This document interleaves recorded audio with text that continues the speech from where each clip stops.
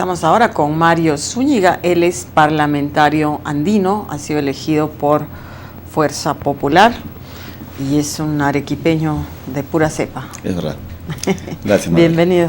Gracias, Mabel. Encantado de estar con usted en esta tarde y atento a cualquier inquietud suya. Ya un año del cambio de gobierno, ¿no? Bueno, antes de hablar del Parlamento andino y lo que les ocupa ya, hablemos un poquito de la coyuntura política. ¿Cómo evalúa este año de gobierno que está por cumplirse y que coincide con una especie de recesión económica y una inestabilidad política que se siente, ¿no? Sí, en realidad yo tengo una lectura muy sincera de esto, más allá de cualquier identidad ideológica, partidaria. Yo me identifico con la realidad del país, con el país. Mis prioridades son el país primero, los partidos políticos o las organizaciones luego y las personas después. En ese orden de ideas yo digamos, me expreso. Es triste que haya pasado un año y recién nos sentemos a la mesa a conversar, probablemente producto de una hegemonía y liderazgo. Hago una autocrítica. Por otro lado, el gobierno también no ha tenido los suficientes reflejos, ha subestimado a la oposición, y hay que reconocer que la oposición es legítima, como lo es el gobierno, y la ha subestimado. Representa esos 73, 72, ahora 71 congresistas, representan al pueblo. Entonces, yo creo que el gobierno ha subestimado, no ha tomado la decisión a tiempo. Menos mal que Keiko ha sido la que ha tomado la iniciativa, enhorabuena, celebro ello, pero el balance es negativo. También para la oposición, o sea, también para Fuerza Popular. Para todos, pero como digo, más allá de la identidad partidaria, me parece que el Perú ha perdido. Y es lo que... ¿Y qué se puede esperar de este diálogo que va a ocurrir la próxima semana? Porque como la mayoría de analistas coinciden, en el caso de PPK tiene una debilidad institucional como partido, ¿no es cierto? Y también como a nivel personal también ya se le ha detectado una falta de muñeca política, pues a pesar de lo que se podía esperar de un hombre de su trayectoria. Y en el caso de Fuerza Popular también coinciden en que Keiko Fujimori particularmente y el grupo que está más cercano a ella no terminan por asimilar y aceptar que no ganaron las elecciones, que quien ganó las elecciones a pesar de todo es PPK. Y entonces es como una pataleta, dice, interminable, que le censuran los ministros, lo quieren tener hackeado. Entonces, en esas condiciones van a un diálogo ahora, ¿no? Sí. Porque para ambos ya la situación se hace insostenible. Pero realmente, ¿qué puede esperar el país de ese diálogo? A ver. Primero, depende cómo se le mire el tema. Si lo vemos en términos de pesos de poder, estamos mal. Vamos muy mal. Si lo vemos en términos de agenda país y de consensos, que es lo que espero ocurra en esta conversación con Pedro Pablo, con el presidente del Perú, vamos bien. Es decir, ideológicamente, programáticamente, Fuerza Popular y Peruanos por el Cambio tienen casi un 95% de similitud. Eso es una gran ventaja. Entonces no hay que discutir, sino ponerse a trabajar. Segundo, la realidad del país es crítica. El crecer a 2%, a 3%, no es suficiente. Escuché por ahí un ministro, hemos escuchado, que dice que estamos creciendo el año pasado a 3% y que está en el promedio de Latinoamérica. Es que el Perú tiene que crecer a puntos mayores, es decir, a la tasa potencial. ¿Por qué? Porque tenemos que reducir la pobreza. Está en 22,7 al cierre del año pasado. Tenemos que reducirla, y para reducir tenemos que crecer por encima de 4, 5, 6%. Entonces no es verdad que estamos bien. Ahora, que otros crezcan, como Chile, que crezca menos, pero Chile tiene menos pobreza. Entonces son realidades diferentes. Hay que verlo en esa perspectiva, de manera que no tenemos otra cosa. Estamos condenados a trabajar, felizmente a trabajar juntos. Y tenemos todas las facilidades, programáticamente, coincidencia. Ideológicamente, hablamos de economía de mercado, también lo hay. Me parece que falta un poco de hacer ejercicio de ceder posiciones, menos cálculo político. El país espera más. O sea, una primera coincidencia sería económica, en cómo reactivar la economía. Correcto. Pero subsiste el tema político, ¿no? Que en este caso es como un pulseo, ¿no? De que si se cierra el Congreso, no se cierra el Congreso, si PPK usa o no esa herramienta, si Fuerza Popular quiere demostrar su poder arrinconando ministros todo el tiempo. Entonces, realmente no se han estado concentrando en los problemas económico y social, ¿no? Que persiste y qué es lo que la gente... Fuerza Popular, concretamente, ¿cree que va a pedir, por ejemplo, en este diálogo, el indulto a Alberto Fujimori en esta circunstancia? ¿Es bueno tocarlo? ¿Es bueno mejor soslayarlo para más adelante? ¿Cuál es su lectura? Bueno, yo creo que no debe tocarse, debe ir por cuerda separada. Keiko lo dijo en campaña, que la liberación de su padre tendría que ser por la vía legal, a través del Tribunal Constitucional o del Poder Judicial. Y no debería. Lo que no hace legítimo la necesidad y el pedido de hacerlo. No creo que sea el momento. No debe ser parte de la agenda política. Es que no debe ser, porque distorsionaría.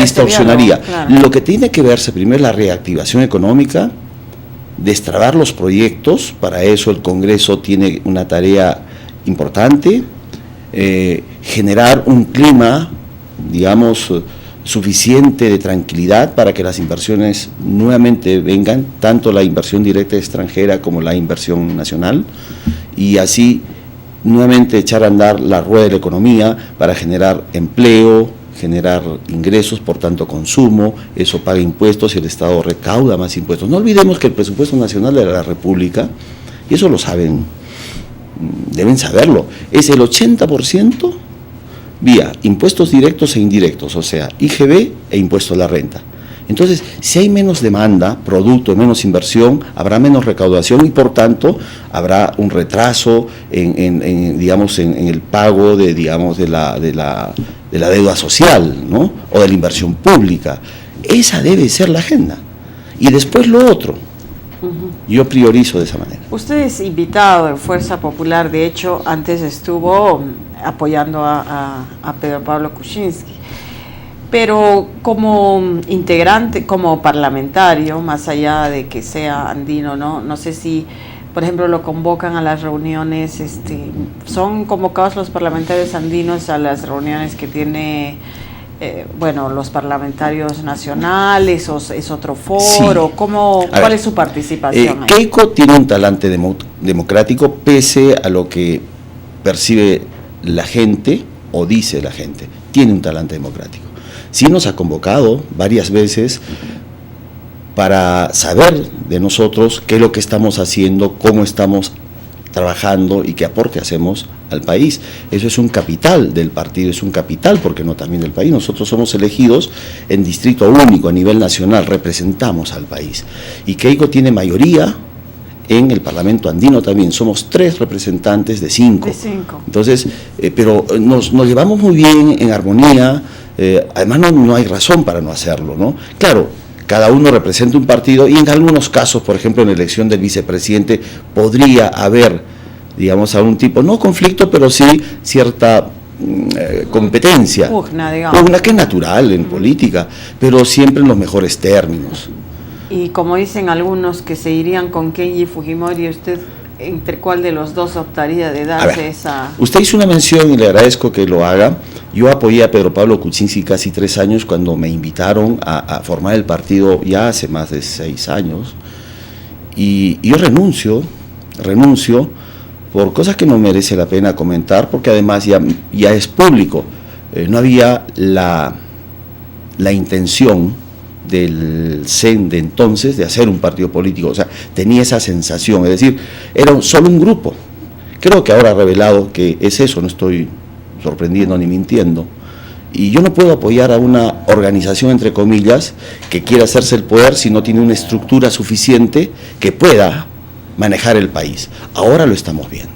Yo prefiero una organización política con todos sus defectos, donde se haga ejercicio de democracia, que las opiniones de sus militantes sean escuchadas, sean discutidas, y si se toma una decisión, por mayoría hay que respetarla. Eso es fuerza popular, como seguramente otros partidos, el APRA, no sé si la izquierda. Bueno, no todos los parlamentarios piensan como usted. De hecho, ha habido 2 disidencias y se habla de más, ¿no? Por eso... Y de un grupo privilegiado alrededor de Keiko, que el grupo de la mototaxi. Y bueno, el primero en ponerlo en evidencia es Kenji, entonces no es tampoco cualquiera que lo está diciendo, ¿no? Es verdad, estamos en un proceso de acomodamiento, un proceso de desarrollo institucional permanente, y esto no debería extrañarnos, sino cómo resolvemos este problema. Yo creo que legítimamente Kenji se expresa. Si estamos o no de acuerdo es otro tema, pero lo que no se puede es conculcar o criticar o fustigar a alguien que hace ejercicio del derecho de opinión. Ahora, que tengo una razón lo veremos después, pero yo de pronto sí soy institucional, de pronto yo trabajo para mi país a través de un partido, soy institucionalista, ¿no? De manera que este asunto de la hegemonía entre Keiko y Kenji no me debería preocupar, y no me preocupo tanto, sino más bien de cumplir el mandato que el pueblo nos ha dado como Muy bien, hablando de ese mandato, el Parlamento andino tiene como misión consolidar la integración que es un anhelo más que una realidad hace muchos años entre los países andinos, ¿no? Ahora que ha ocurrido este inicio de desmembramiento y amenazas, por ejemplo, contra la Unión Europea, que ha sido en estos años el gran ejemplo de la integración. ¿Cómo el mundo está cambiando con los cambios políticos y económicos que también ha habido? O sea, ¿es viable realmente la integración o es más necesaria que nunca? ¿En qué paso estamos del 1 al 10 en la integración? Muy buena pregunta, y me gusta cuando se maneja indicadores. Lo segundo, la última parte le voy a contestar en su momento. A ver, la integración es insoslayable. No es posible de ninguna manera enfrentar un futuro sin estar integrados. Y hay muchas formas. Gran Bretaña cree que no. De hecho, se votó para salirse de la Unión Europea. El Brexit fue producto de un mal cálculo político. Reconozcamos que fue eso, porque tenían seguro que iban a votar por quedarse en la comunidad. Por eso es que fueron a referéndum y ganaron perdieron por un margen pequeño. Donald Trump tampoco cree en la integración. Bueno, y ya Donald Trump es una excepción. Corea del Norte tampoco. Bueno, Corea del Norte ya no siquiera es excepción, están en otro mundo, viene en otro mundo, sí, pero... Bueno, pero el Perú, digamos, sí necesita integración. Pero claro que sí, la Alianza del Pacífico es un concepto también de integración, es un bloque, o sea, nos integramos en torno a objetivos comunes, ¿no? Hacer un bloque económico. El Parlamento andino, su génesis es el Acuerdo de Cartagena. Cumplió un rol, pero reconozcamos que la dinámica, o sea, el mundo no es estático, cambia. ¿Quién iba a pensar hace 35 años que China iba a ser la segunda economía del planeta? Ya lo es.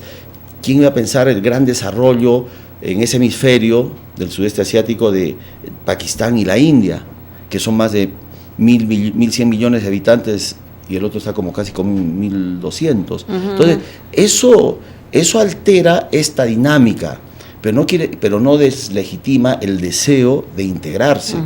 Entonces, hay que llevar... ¿Y estamos avanzando? Pero estamos avanzando. Chile, por ejemplo, que era un miembro, durante 12 años un miembro observador, se ha integrado hace 2 años, año y medio, al Parlamento andino como miembro pleno. Eso es algo bueno. Eso es algo bueno. Ajá, porque es una economía desarrollada. No podemos economía, negar. Claro. Más desarrollada que Perú, quiero decir. Es verdad, lo dice con mucha propiedad. Es verdad, tiene indicadores que así lo demuestran. Entonces, está fortaleciendo esa economía a la integración. Pero, ¿qué podemos esperar como país de esa integración? Económicamente, porque, digamos, es la motivación principal. Usted, ¿no?, es muy práctica y yo también. Se lo voy a explicar con... A ver, más que una definición académica o literal que se puede encontrar en el internet, se lo voy a explicar con un pequeño ejemplo. ¿Qué son las zonas de integración fronteriza? Son espacios geográficos que compartimos el Perú con varios países y varios países con el Perú. ¿Qué explica eso, por ejemplo? ¿Qué importancia tiene? Es el 22% del territorio nacional, esas zonas de frontera. Por ejemplo, las exportaciones que se mueven en zona de frontera son aproximadamente 10.300 millones de dólares anuales. Si comparamos con las exportaciones totales del Perú, que son por ahora 53.000, estamos hablando casi de un 20%. Es importante. Y voy a señalar un dato más o un indicador más. El 85% de las empresas que exportan en esa zona exportan productos con valor añadido. Y eso evidentemente nos insinúa que hay mano de obra directa, hay una inyección económica directamente a las unidades pequeñas de la economía. Y termino con otro dato para revelar la importancia que tiene ello. El 90% de las empresas son micro y pequeñas. Así es. Entonces, mientras en la economía nacional es todo lo opuesto. Exportamos, o sea, las exportaciones nuestras son en su mayoría de un pequeño grupo de grandes empresas, ¿no? Entonces, sí es o no importante esas zonas. Y nosotros, a través de la edición 502 de la Comunidad Andina, hemos armado toda una estructura legal que favorece a esas zonas, por ejemplo, ampliando las zonas las zonas aduaneras, por ejemplo, ¿no? A distancias que justifiquen, digamos, para que haya un comercio más integrado. Pues, muchas gracias, a usted, don Mario, por estar con nosotros. Gracias. Hacemos una pausa, amigo.